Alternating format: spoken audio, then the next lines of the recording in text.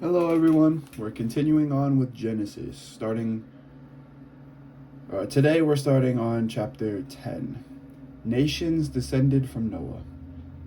These are the descendants of Noah's sons, Shem, Ham, and Japheth. Children were born to them after the flood. The descendants of Japheth: Gomer, Magog, Madai, Javan, Tubal, Meshesh, and Tiras. The descendants of Gomer: Ashkenaz, Riphath, and Togarmah. The descendants of Javan: Elisha, Tarshish, Kittim, and Rodanim. From these the coastland peoples spread. These are the descendants of Japheth in their lands, with their own language by their families in their nations. The descendants of Ham: Cush, Egypt, Put, and Canaan. The descendants of Cush: Seba, Havilah, Sabta, Raamah, Sabteka. The descendants of Raamah: Sheba, and Dedan. Cush became the father of Nimrod. He was the first on earth to become a mighty warrior. He was a mighty hunter before the Lord. Therefore it is said, like Nimrod, a mighty hunter before the Lord. The beginning of his kingdom was Babel, Erech, and Akkad, all of them in the land of Shinar. From that land he went into Assyria and built Nineveh, Rehoboth, Kala, and Rezin between Nineveh and Kala. That is the great city. Egypt became the father of Ludim, Anamim, Lehabim, Nephtahim, Pathrusim, Kaluhim, and Caphtorim, for which the Philistines come. Canaan became the father of Sidon, his firstborn, and Heth, and the Jebusites, the Amorites, the Girgashites, the Hivites, the Arkites, the Sinites, the Arvadites, the Zemarites, and the Hamathites. Afterwards, the families of the Canaanites spread abroad, and the territory of the Canaanites extended from Sidon in the direction of Gerar as far as Gaza, and in the direction of Sodom, Gomorrah, Admah, and Zeboim as far as Lasha. These are the descendants of Ham by their families, their languages, their lands, and their nations. To Shem also, the father of all the children of Eber, the elder brother of Japheth, children were born. The descendants of Shem: Alam, Ashur, Arpachshad, Lud, and Aram. The descendants of Aram: Uz, Hul, Gether, and Mash. Arpachshad became the father of Shelah, and Shelah became the father of Eber. To Eber were born two sons. The name of one was Peleg, for his days on the earth was divided, and his brother's name was Joktan. Joktan became the father of Almodad, Sheleph, Hazmarveth, Jerah, Hadoram, Uzal, Dikla, Obal, Abimael, Sheba, Ophir, Havilah, and Jobab. All these were the descendants of Joktan. The territory in which they lived extended from Mesha in the direction of Sephar, the hill country of the east. These are the descendants of Shem by the families, their languages, their lands, and their nations. These are the families of Noah's sons according to their genealogies in their nations. And from these the nations spread abroad on the earth after the flood. The Tower of Babel. Now the whole earth had one language and the same words. And as they migrated from the east, they came upon a plain in the land of Shinar and settled there. And they said to one another, "Come, let us make bricks and burn them thoroughly." And they had brick for stone and bitumen for mortar. Then they said, "Come, let us build ourselves a city and a tower with its top in the heavens, and let us make a name for ourselves. Otherwise we shall be scattered abroad upon the face of the whole earth."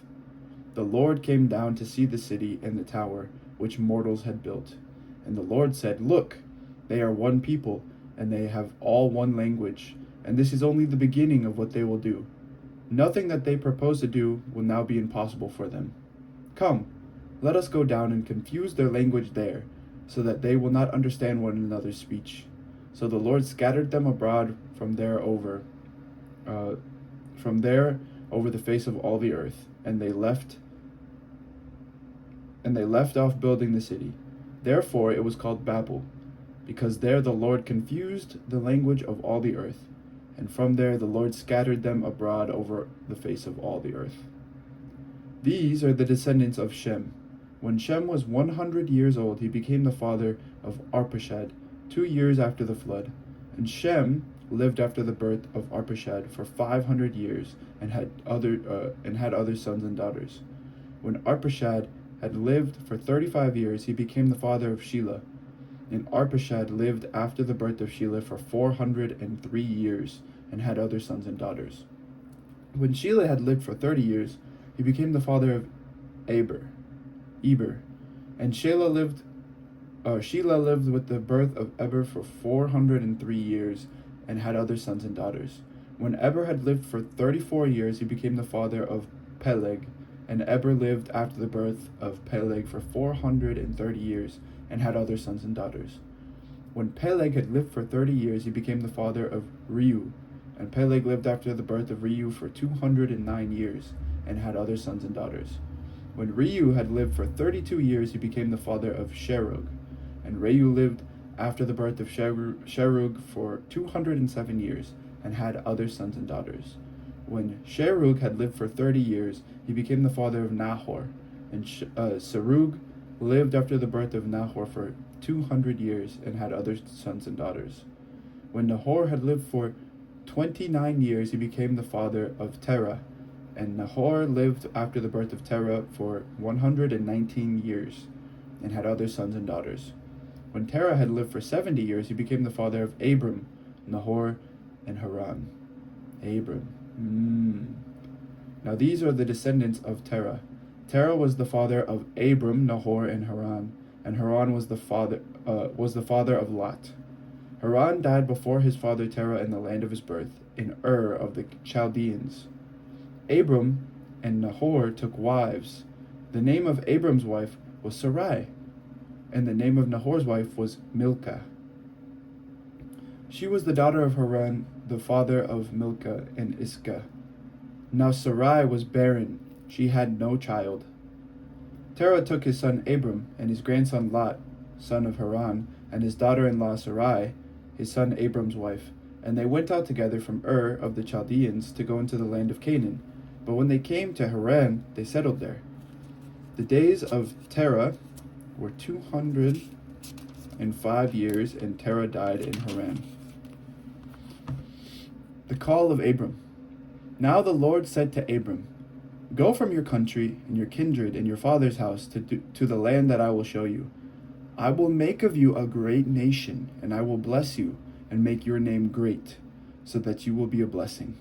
I will bless those who bless you, and the one who curses you I will curse. And in you all the families of the earth shall be blessed." So Abram went, as the Lord had told him, and Lot went with him. Abram was 75 years old when he departed from Haran. Abram took his wife Sarai and his brother's son Lot, and all the possessions that they had gathered, and the persons whom they had gathered in Haran, and they set forth to go to the land of Canaan. When they came to the land of Canaan, Abram passed through the land to the place of Shechem, to the oak of Moreh. At the time the Canaanites were in the land. Then the Lord appeared to Abram and said, "To your offspring I will give this land." So he built there an altar to the Lord, who had appeared to him.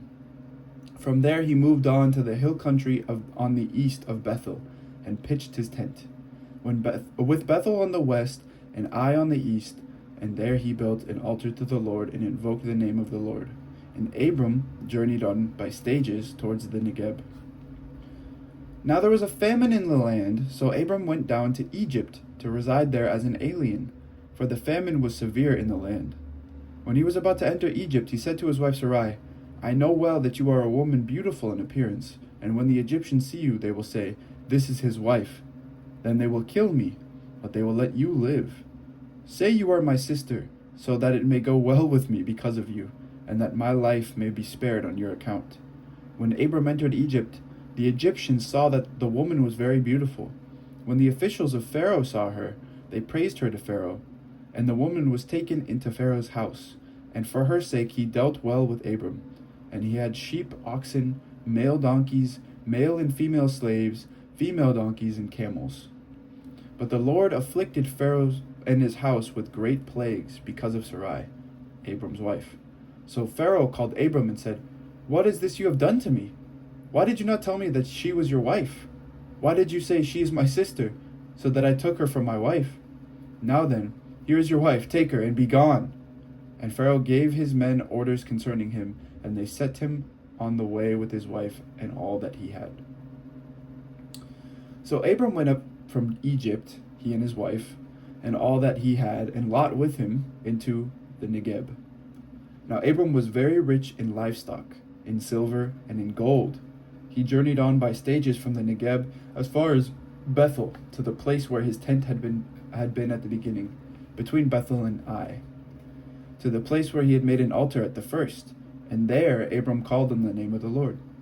Now Lot, who went with Abram, also had flocks and herds and tents, so that the land could not support both of them living together, for their possessions were so great that they could not live together. And there was strife between the herders of Abram's livestock and the herders of Lot's livestock. At that time the Canaanites and the Perizzites lived in the land. Then Abram said to Lot, "Let there be no strife between you and me, and between your herders and my herders, for we are kindred. Is not the whole land before you? Separate yourself from me. If you take the left hand, then I will go to the right, or if you take the right hand, then I will go to the left." Lot looked about him, and saw that the plain of the Jordan was well watered everywhere, like the garden of the Lord, like the land of Egypt in the direction of Zoar. This was before the Lord had destroyed Sodom and Gomorrah. So Lot chose for himself all the plain of the Jordan, and Lot journeyed eastwards. Thus they separated from each other. Abram settled in the land of Canaan, while Lot settled among the cities of the plain and moved his tent as far as Sodom. Now the people of Sodom were wicked, great sinners against the Lord. The Lord said to Abram, after Lot had separated from him, "Raise your eyes now, and look from the place where you are, northwards and southwards, and eastwards and westwards. For all the land that you see I will give to you and to your offspring forever. I will make your offspring like the dust of the earth, so that if one can count the dust of the earth, your offspring also can be counted. Rise up, walk through the length and the breadth of the land, for I will give it to you." So Abram moved his tent, and came and settled by the oaks of Mamre, which are at Hebron, and there he built an altar to the Lord. In the days of King Amraphel of Shinar, Amraphel of Shinar, King Arioch of Elasar, King Chedorlaomer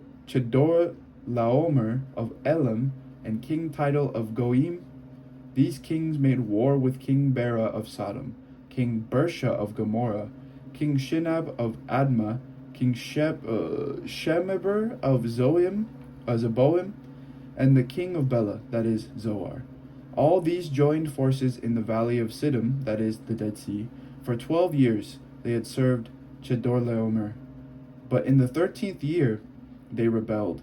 In the 14th year, Chedorlaomer and the kings who were with him came and subdued the Rephaim in Ashtaroth Karnaim, the Zuzim in Ham, the Emim in Sheve Kiriathaim, and the Horites in the hill country of Seir as far as El Paran on the edge of the wilderness.